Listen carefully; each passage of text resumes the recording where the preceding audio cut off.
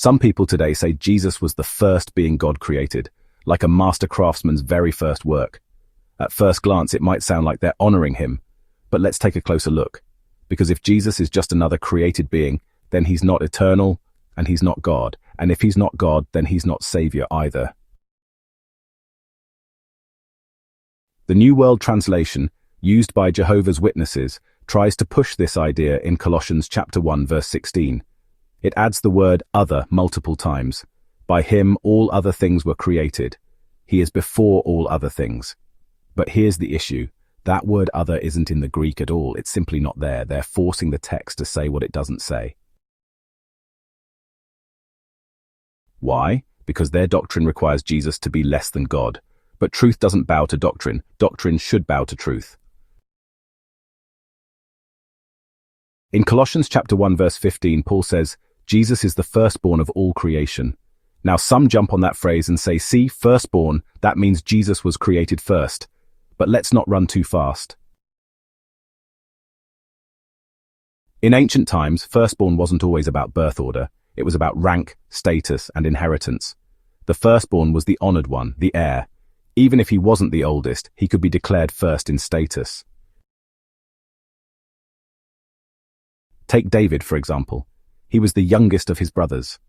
Yet God said in Psalm 89 verse 27, I will make him my firstborn, the highest of the kings of the earth. David wasn't firstborn by birth, but by preeminence. He became the greatest. That's the idea in Colossians. Paul isn't saying Jesus was the first creature God made. He's saying Jesus is supreme over all creation. And Paul makes that point unmistakably clear in the very next verse. For by him all things were created, in heaven and on earth, visible and invisible. All things were created through him and for him. That's Colossians chapter 1 verse 16. Wait a moment. If all things were created through him, that means he was not created. You can't create everything and also be part of the things created. Some also point to Proverbs chapter 8 verse 22, where wisdom is said to be created or possessed by God in the beginning. They say, see, that's Jesus. But Proverbs chapter 8 isn't talking about Christ directly. It's personifying wisdom as a woman, inviting people to follow her instead of folly. So how do we know this? Proverbs chapter 7 verses 4 and 5 and chapter 8 verse 1 make it clear. Wisdom is personified with feminine pronouns throughout the chapter. Changing she to it, to make it sound like Jesus, as the New World Translation does, is, well, dishonest and misleading. Even if someone insisted that wisdom there represented Christ, it still wouldn't prove he was created. The language used, from everlasting, before the earth, matches other scriptures that describe God's eternal nature, like Psalm 90 verse 2 and Micah chapter 5 verse 2. It shows Jesus has always existed. Revelation chapter 1 verse 5 calls Jesus the firstborn from the dead, but he actually wasn't the first person ever raised from the dead. Elijah raised the widow's son, and Jesus himself raised Lazarus before his own resurrection. So what does firstborn from the dead mean then? Well, it means Jesus is supreme over death.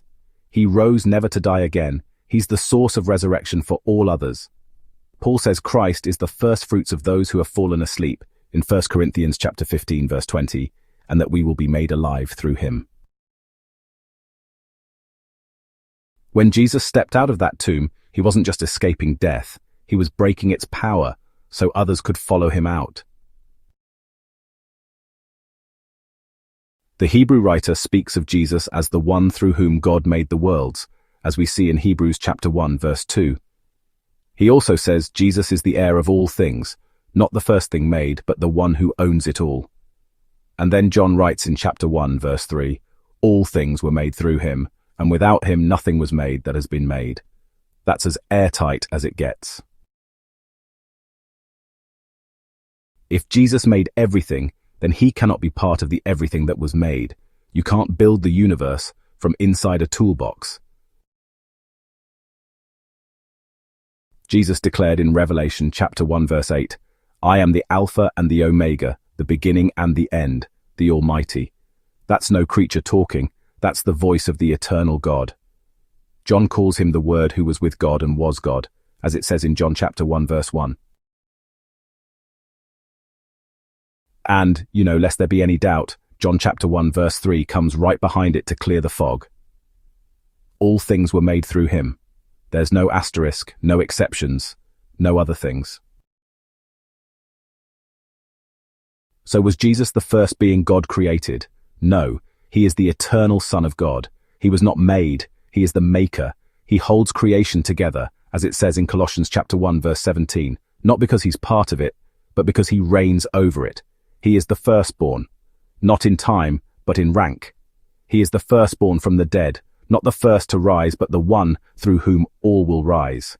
He is not one of us trying to reach God. He is God, reaching out to us.